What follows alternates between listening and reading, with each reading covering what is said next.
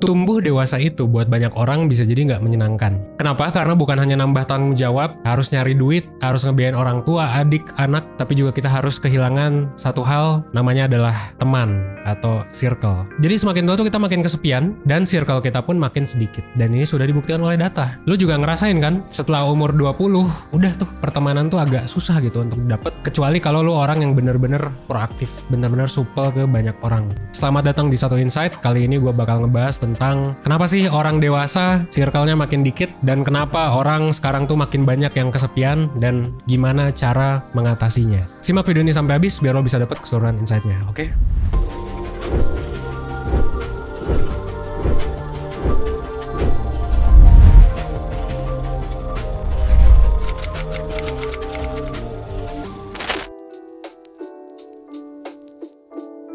Oke, sebelum lanjut videonya, gue mau say thanks dulu ke sponsor kita kali ini, yaitu Elsa Speak. Elsa Speak adalah aplikasi belajar bahasa Inggris berbasis AI dan speech recognition yang bakal memudahkan lo untuk belajar bahasa Inggris dengan efektif. Karena ini sistemnya di aplikasi, ada 3.000 lebih modul dan 40 topik pembelajaran yang bisa lo akses kapanpun dan dimanapun. So, kalau lo pengen jago bahasa Inggris, lo bisa download aplikasi Elsa Speak di Google Play Store atau App Store. Atau lo bisa klik link deskripsi untuk dapat free trial 7 hari, khusus dari 1%, dan juga diskon 85% kalau misalnya lo klik link di deskripsi. Sekali lagi thank you Elsa Speak udah menjadi sponsor di video kali ini. Sekarang kita balik lagi ke bahasan. Survei di bulan Juni tahun lalu itu menyatakan kalau 98% orang Indonesia kesepian. Di Amerika, 1 di antara 2 orang menyatakan kalau mereka punya kurang dari 3 teman dekat. Coba hitung teman dekat lo ada berapa? Yang beneran temen ya. Gak heran memang ya kalau banyak expert yang bilang ya kalau sekarang kita sedang berada di epidemi kesepian. Jadi kesepian itu terjadi ketika kebutuhan lo akan interaksi sosial itu nggak terpenuhi, yang akhirnya membuat lo tertekan. Tapi kesendirian sendiri itu bukan berarti kesepian cuy, karena bisa jadi lo lagi nggak butuh, lo lagi pengen main game, lo lagi pengen ngapain gitu, lo sendiri, ya itu bukan kesepian cuy, itu mah no lab mungkin ya. Tapi intinya gini, sendiri bukan berarti sepi. Sepi itu berarti ketika butuh tapi nggak ada. Dan kesepian ini sebenarnya itu kayak lingkaran setan cuy. Jadi ketika lo sepi wajarnya kan lo nyari orang ya, tapi ketika kesepian manusia tuh lebih cenderung waspada malah. Jadi ketika ada orang, meskipun itu ngedeketin dia, malah jadi waspada gitu. Ini orang ngedeketin gue karena pengen duit, pengen apa dari gue. Akhirnya lo ngejauh, dan apa yang terjadi? Yang terjadi adalah lo makin kesepian gitu. Dan karena lo tidak berinteraksi lagi, ya lo nggak berteman lagi dong dengan orang-orang yang memang ada di sekitar lo. Dan beberapa atau bahkan banyak dari lo yang memilih untuk jadi lone wolf. Kalau istilah-istilah manly itu kayak sigma male gitu ya, kayak lo sendiri gitu kan dan lain sebagainya. Alah, bullshit tapi sebenarnya, karena ya semua orang butuh temen. The Sims saja kita butuh temen, kayak itu kebutuhan dasar gitu untuk lo punya temen. Jadi gue bisa bilang kalau lo nggak punya teman sama sekali ya lu bakal stres. Most likely ya ada, pasti ada orang yang gak stres. Makanya di kurikulum Life School 1% gitu ya, yang bentuknya segitiga ini, itu kan ada 2 level bahkan yang menunjukkan bahwa kita butuh relationship. Pertama di level 1, basic relationship, minimal mungkin lo ada teman ngobrol, at least ada keluarga aja lah yang gak toxic. Dan yang ketiga adalah meaningful relationship, karena punya temen bukan berarti itu meaningful juga. Masih ada pasti orang yang punya pacar, punya temen tapi ngerasa temennya toxic kan, it's not meaningful. Atau ngerasa bahwa gue kok temennya gini-gini aja, ya berarti gak meaningful. Dan bahkan berdasarkan riset, kesepian itu lebih berbahaya daripada rokok. Jadi ketika lu merasa kesepian, lu sebenarnya dianalogikan seperti merokok 15 batang sehari. Jadi resiko akan kematian itu meningkat cukup drastis. Lu bayangin ya, 15 batang tuh banyak banget, sebungkus sehari. Ya itulah ya dampak kesepian. Kenapa sih kesepian dianggap bisa meningkatkan resiko kematian? Ya karena kesepian itu bikin lu melakukan hal-hal berbahaya itu buat membunuh si kesepian lu itu. Kayak misalnya lu bakal killing time dengan hal-hal yang sebetulnya nggak bermanfaat buat lu. Kayak misalnya yang ngerokok itu sendiri, jadi lu yang awalnya nggak ngerokok jadi ngerokok, minum alkohol, atau bahkan sampai dengan free sex dan juga narkoba. Jadi memang cenderung ke sana. Padahal sebenarnya ketika lu melakukan hal-hal tersebut makin gak meaningful hidup lu. Dan ini membuat otak kita jadi rusak juga kalau berdasarkan beberapa penelitian yang gua baca. Gak heran kesepian adalah salah satu penyebab mental illness yang cukup tinggi di zaman sekarang. Bahkan bisa juga ngaruh ke penyakit fisik. Jadi bukan cuma mental, bukan cuma suicide intention, tapi juga masalah kesehatan fisik. So, apa solusinya? Obatnya apa, Van? Ya obatnya tentu adalah teman baru, circle yang memang bisa jadi support system lu, bisa menerima lu apa adanya, dan bisa sekaligus juga bikin diri lu berkembang. Karena kita nggak mau kan terlalu nyaman gitu, terus hidupnya gitu-gitu aja. Tapi kita juga nggak mau berkembang tapi stres, ya nggak sih?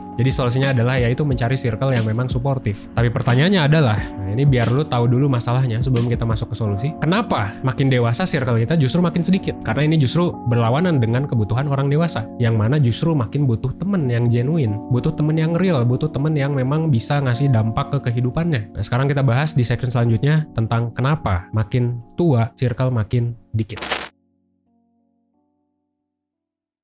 Oke, kalau lo merasakan hal yang sama, kita tos dulu.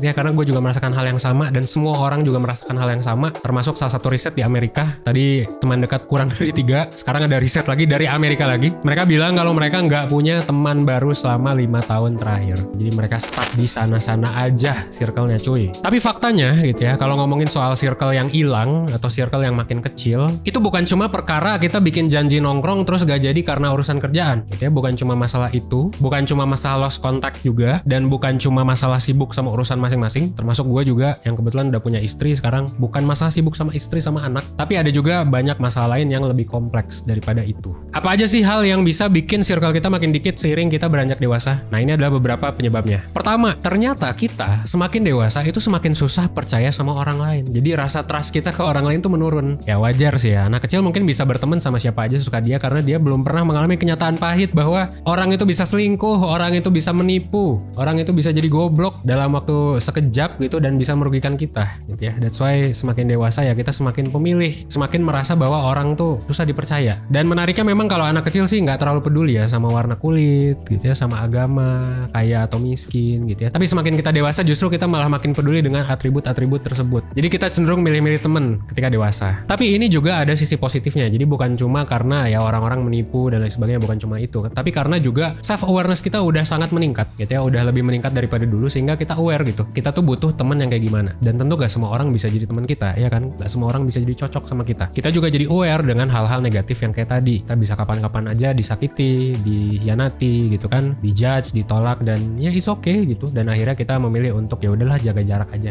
gitu sama orang ini. Apalagi kalau kita pernah mengalami trauma, itu juga malah makin-makin gitu ya. Maksudnya yang pernah mengalami hal-hal yang buruk dengan orang lain ya pasti akan lebih menjaga jarak. Kalau istilah kerennya ya adalah trust issue.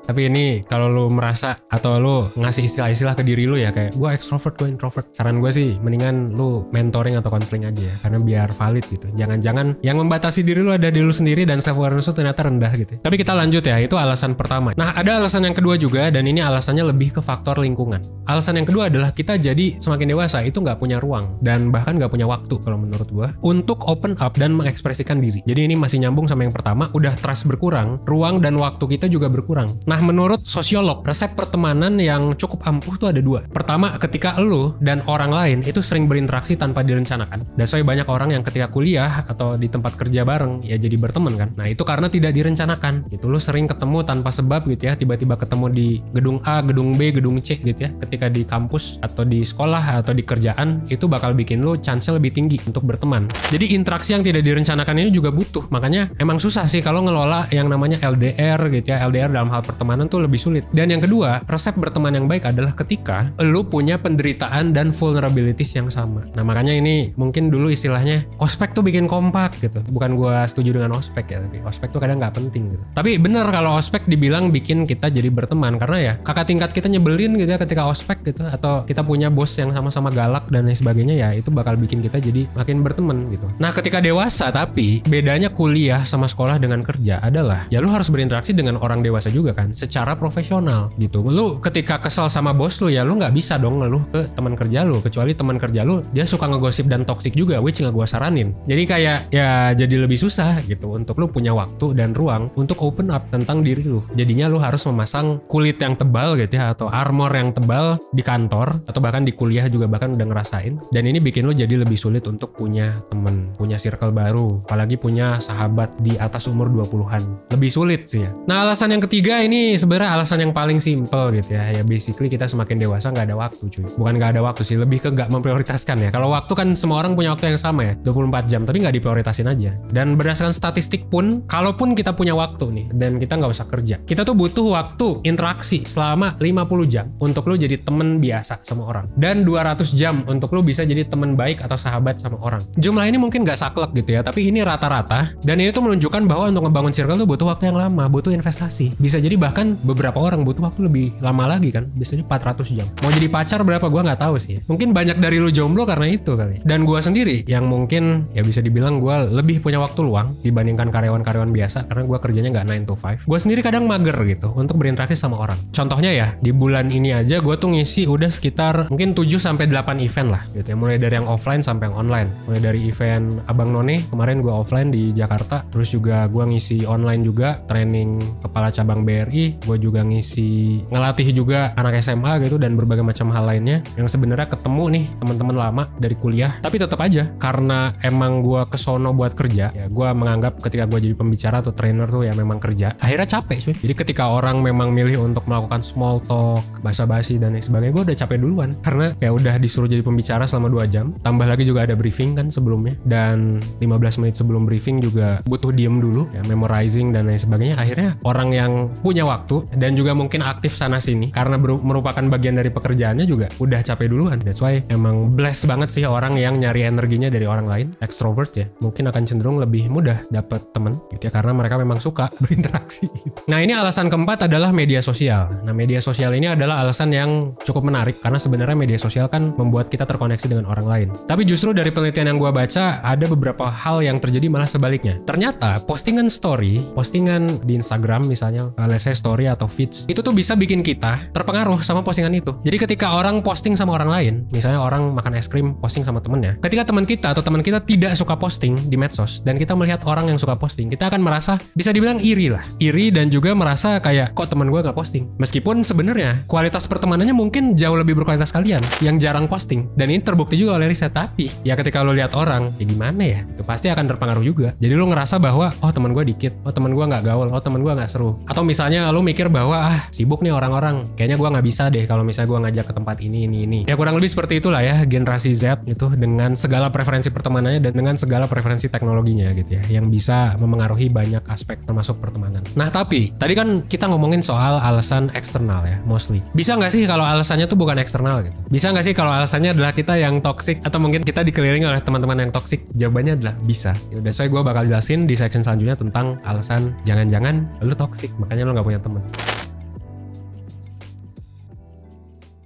Gue bakal ngejelasin kenapa sih ada temen yang tiba-tiba ngejauhin kita, yang tiba-tiba kayak lost contact aja gitu dan lain sebagainya, dan akhirnya kita end up sendiri, jadi sendiri aja gitu. Teman-teman lama kita pada pergi, pada cabut, atau mungkin kita yang cabut duluan juga dari pertemanan itu. Tapi menurut yang gue baca, ada ciri-ciri yang bisa menunjukkan kalau jangan-jangan kita atau kita dikelilingi oleh teman yang toksik, kalau kita nggak betah di pertemanan tersebut atau kita selalu nggak cocok gitu. Gimana sih ciri-ciri orang yang toksik itu? Nah pertama, biasanya kalau orang yang toksik itu cenderung memang jadi pembuli. Pembuli itu gimana sih? Pembuli itu biasanya bukan dilakukan sebenarnya ya oleh orang-orang yang nggak kenal sama kita. Justru bullying itu seringkali dilakukan oleh orang-orang terdekat dengan kita. Itu makanya memang jadi lebih nyelekit aja sih, lebih sakit hati gitu. Ya kita dibully. Dan ngebully ini bisa jadi sengaja atau nggak sengaja. Dan bukan cuma masalah mempermalukan di depan umum juga. Bisa juga kayak lu udah diceritain sama orang, terus lu cerita ke orang lain misalnya tentang cerita itu. Nah itu juga bisa disebut sebagai membully secara tidak langsung. Nah ciri-ciri yang kedua adalah bisa jadi lu atau temen lu itu parasit gitu. Parasit itu artinya adalah ya ada tapi ngerugiin doang gitu, kagak ada manfaatnya, yang ada malah ngerugiin doang. Kayak misalnya